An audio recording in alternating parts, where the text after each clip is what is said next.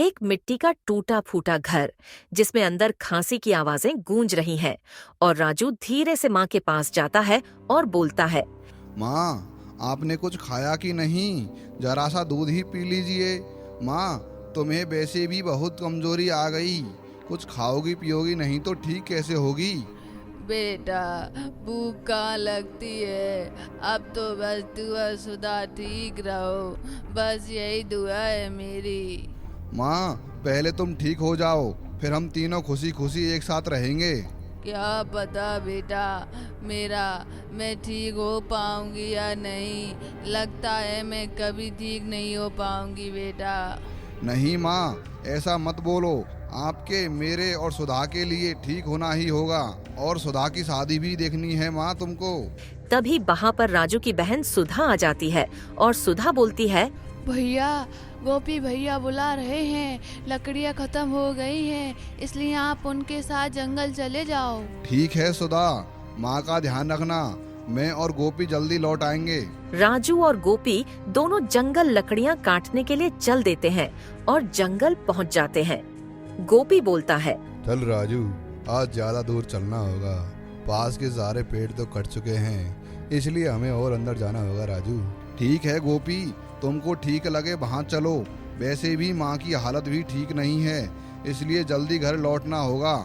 जंगल के भीतर दोनों दोस्त आपस में बात कर रहे थे। राजू, तेरे घर की हालत और बिगड़ गई है। ऐसा लगता है कुछ मदद चाहिए हो तो मुझे बताना तू। ये सुन राजू उदास हो जाता है और उदास मन से बोलता है, गोपी भाई, अब माँ भी ज्यादा दिन जी नहीं पाएगी। मैंने बहुत दिखा लिया, मुझे नहीं लगता कि वो ठीक हो पाएंगी। लेकिन सुधा है, उसे आगे पढ़ाना है, उसकी शादी भी तो करनी है। हाँ राजू, काकी को बीमार हुए बहुत वक्त हो गया है, अभी तक कोई आराम ही नहीं मिला उसको। तो अब तो बस मैं माँ के मन में उम्मीद जगाता रहता हूँ, जिससे जितना जी पाए उतना ठीक है। हाँ भाई राजू, तू सही कह रहा है, ऐसा ही कर। क्या पता काकी में जीने की उम्मीद जाग जाए।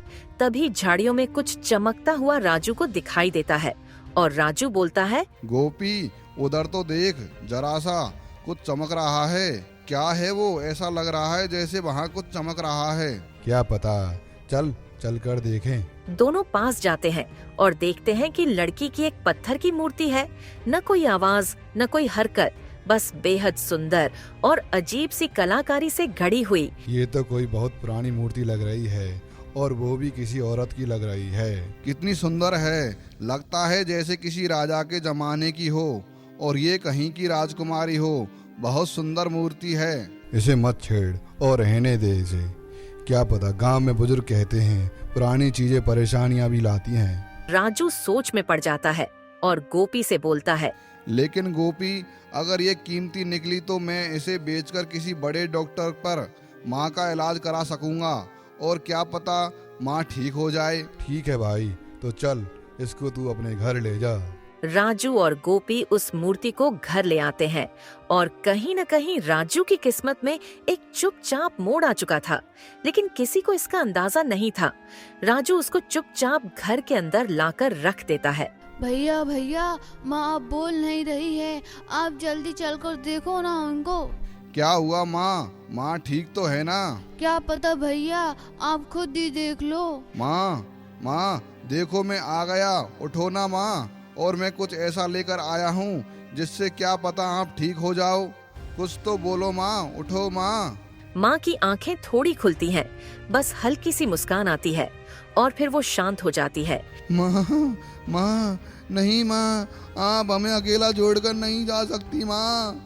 भैया, क्या हुआ माँ को? भैया, माँ कुछ बोल क्यों नहीं रही, बताओ ना भैया। सुधा, माँ हम दोनों को हमेशा के लिए अकेला छोड़कर चली गई। ये सुन सुधा रोने लग जाती है और रोती हुई बोलती है, नहीं माँ, तुम आपको छोड़कर नहीं जा सकती। माँ, तुम्हारे बिना है ही कौन हमारा। वापस आ जाओ माँ, उठो माँ, उठो। सुधा, अब माँ नहीं उठेगी। सुधा, चुप हो जाओ, संभालो खुद को। रात का समय था। माँ का अंतिम संस्कार हो चुका था। घर में सन्नाटा है। सुधा सो नहीं पा रही। राजू मूर्ति के पास बैठा है, मूर्ति को देखता है और बोलता है, अगर तू वाकई कोई खास चीज है तो अब मेरा और सुधा का साथ देना। माँ चली गई, अब मैं अकेला हूँ, हमें संभालने वाला कोई नहीं है, सब मुझे ही करना होगा। मूर्ति शांत है, कोई चमक कोई आवाज नहीं, लेकिन कुछ ऐसा है उसमें एक रहस्यमयी खिंचाव हो। सुबह का समय है तो सुधा राजू से बोलती है, भैया आप ये मूर्ति कहाँ से लाए और ये आपको कहाँ मिली? सुधा, कल हम जब लकड़ी काटने गए तब ये मूर्ति हमें जंगल में पड़ी मिली। मैंने सोचा क्या पता ये मूर्ति कीमती हो और इसको बेचकर मैं माँ का इलाज अच्छे से करा पाऊंगा, पर उससे पहले ही माँ हमको छोड़ गई। उधर गोपी अपनी पत्नी गीता से बोलता है, गीता, कल रात जब मैं और भोला जंगल से लौटे तो मुझे अब पता चला है कि भोला की माँ नहीं रही। हे भगवान, क्या सच में नहीं रही? बेचारी कितनी सीधी और भोली औरत थी वो, इतने सालों से बीमार चल रही थी ना। और भोला ने कभी काकी का साथ नहीं छोड़ा, दिन रात काकी की सेवा करता रहा, एक बार भी नहीं कहा कि थक गया मैं। हाँ जी, मैं हमेशा देखती थी कैसे उसकी माँ के लिए दवा लाता, कैसे उसको पानी पिलाता, और वो अब चली गई। बेचारा राजू, उस पर क्या बीती होगी। और उसकी बहन सुधा, उसकी पढ़ाई और शादी करनी है उसको, बेचारा अब क्या करेगा वो। कल रात में उनके घर नहीं गया था, बेचारी सुधा का रो रो कर बुरा हाल हो गया होगा, और बेचारा राजू, उसमें तो अब हिम्मत ही नहीं बची होगी। कितना सहनशील है वो बेचारा राजू, अगर उसकी जगह कोई और सा होता तो जाने कब का अपनी माँ को घर से निकाल देता। मत पूछो गीता, राजू बहुत अच्छा बेटा है, और लेकिन राजू ने कभी किसी की बातों की परवाह नहीं की। हमें कुछ करना चाहिए, ऐसे समय में पड़ोसी ही तो सारा होते हैं। क्यों ना दोपहर को थोड़ा खाना बनाकर भेज दूं? बहुत अच्छा सोच रही हो, और मैं भी जाकर राजू से मिल आता हूँ, शायद उसका मन हल्का हो जाए। राजू जैसे बेटे हर किसी को नहीं मिलते, पर भगवान भी ऐसे लोगों की ही परीक्षा लेते हैं जी। राजू की माँ की आत्मा को शांति मिले और राजू को हिम्मत मिले। आज का दिन उनके लिए बहुत भारी होगा गीता, इसलिए मैं उससे मिलने जाता हूँ। ठीक है जी, जाइए।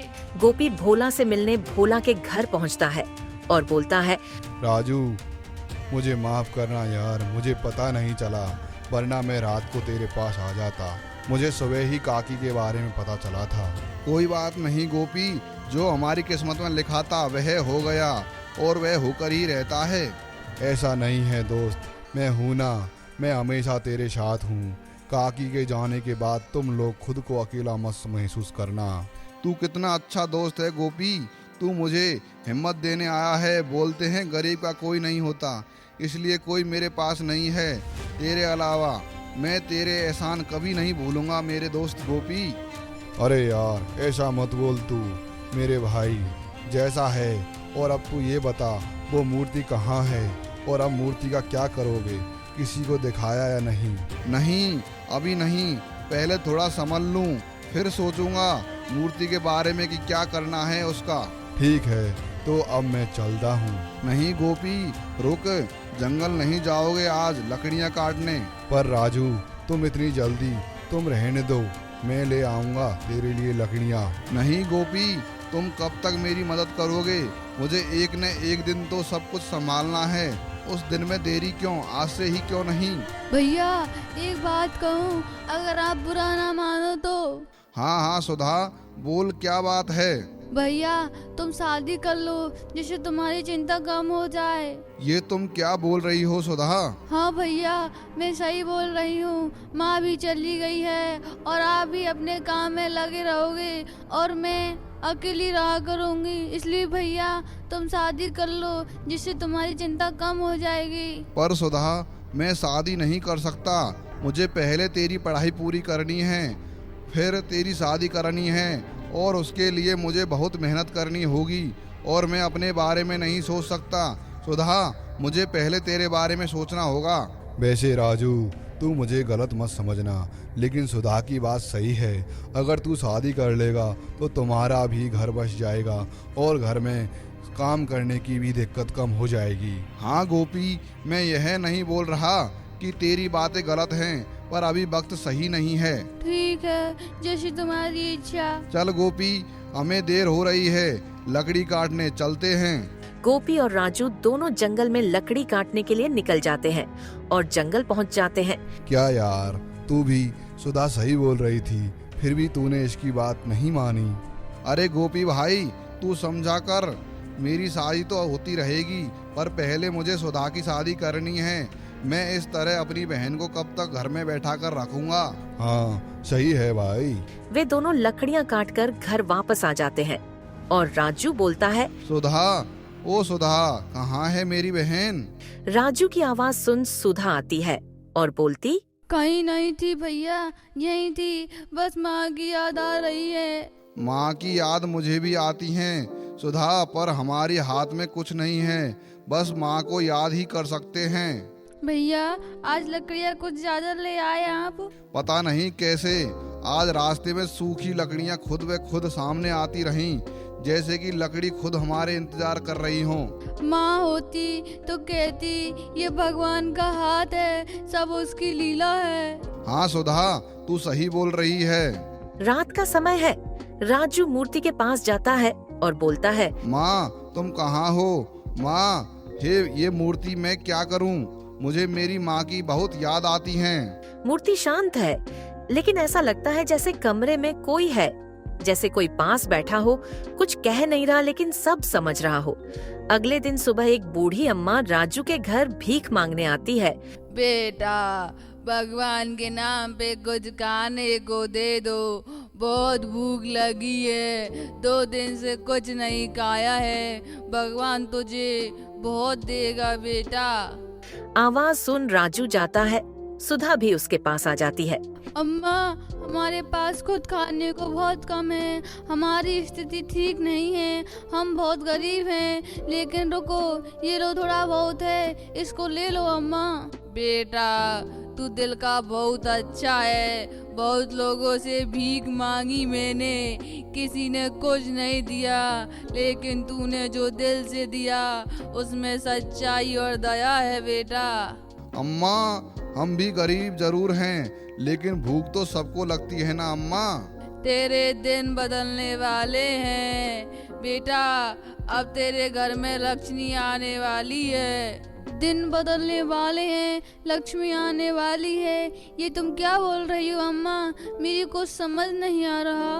सब रख बेटी, सब अच्छा होगा। और मैंने सुना है तुमको जंगल में कोई मूर्ति मिली है। हाँ अम्मा, पर ये आपको कैसे मालूम है? मुझे सब मालूम है बेटा, बस अब समय बदलने वाला है और साथ में तेरी किस्मत भी। बस तू एक काम करना बेटा। कैसा काम अम्मा? उस मूर्ति पर थोड़ा जल छिड़कना, फिर देखना चमत्कार। उससे क्या होगा अम्मा, वो तुम खुद ही देख लेना। अब मैं चलती हूँ। इतना बोलकर बूढ़ी अम्मा वहाँ से चली जाती है और राजू उस मूर्ति पर जल छिड़कता है तो मूर्ति का आकार बदलने लगा। पत्थर की जगह एक सुंदर उजले वस्त्रों में सजी औरत प्रकट हुई।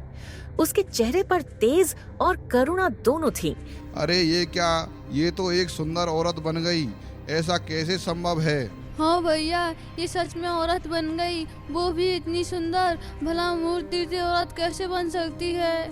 मैं बताती हूँ राजू, तुमने बरसों पड़ी मेरी इस मूरत को अपने घर लाए, मुझे मूरत को अपने दुख बताए और जानते हुए भी कि मैं एक पत्थर की मूरत हूँ, तुम्हारे काम नहीं आऊंगी, इसलिए मैं तुम्हारा ऋण चुकाने आई हूँ।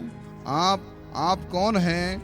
मैं उसी मूर्ति की आत्मा हूँ। मुझे एक शराब के कारण पत्थर बनना पड़ा था और तुम्हारी वजह से मैं सही हो गई और इसलिए अब समय आ गया है कि मैं तुम्हारी सहायता करूँ। बोलो क्या चाहते हो और डरो मत तुम, मैं तुम लोगों में से एक ही हूँ। अब मैं तुम्हारी ही तरह एक इंसान हूँ। राजू और सुधा ये सब सुन हैरान हो जाते हैं।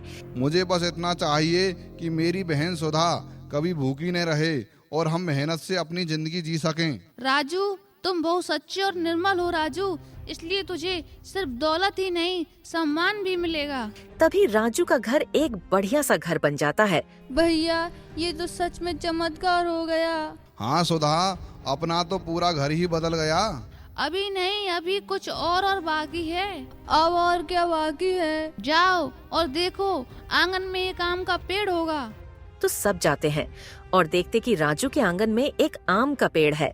भैया, ये आंगन में पेड़ कहाँ से आया है? यहाँ तो कोई पेड़ नहीं था और इसमें तो कितने अच्छे अच्छे आम भी आ रहे हैं। दिखने में बड़े रसीले और स्वादिष्ट भी लग रहे हैं। हाँ सुधा, सच में बहुत अच्छे आम लग रहे हैं और स्वादिष्ट भी हैं।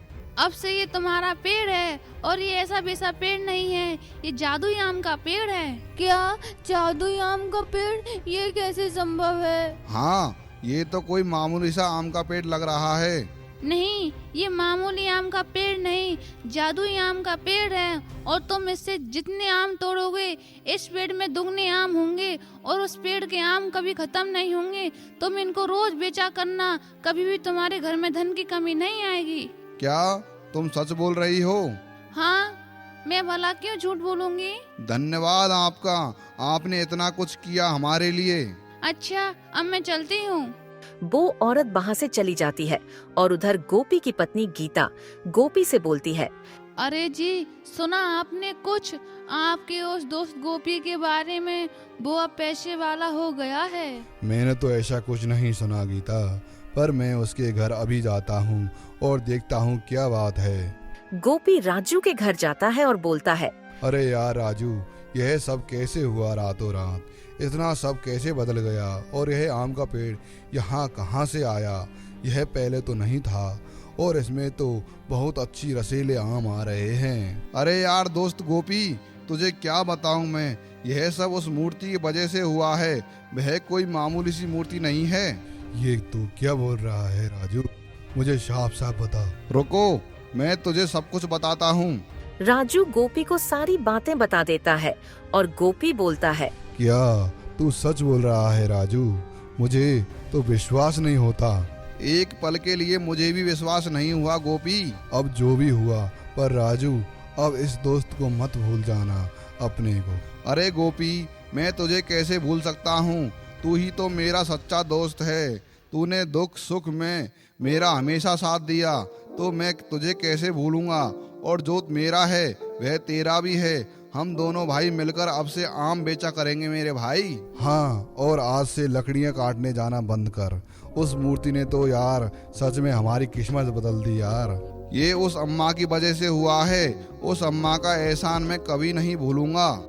तभी वह बूढ़ी अम्मा फिर से भीख मांगने आती है और बोलती है, कोई है क्या? कोई है क्या? कोई मुझे खाने को दे दो, भगवान उसका भला करेगा।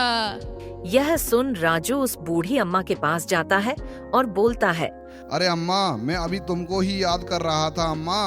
मुझे क्यों याद कर रहे थे बेटा? यह सब कुछ देख रही हो अम्मा, यह सब कुछ तुम्हारी वजह से हुआ है।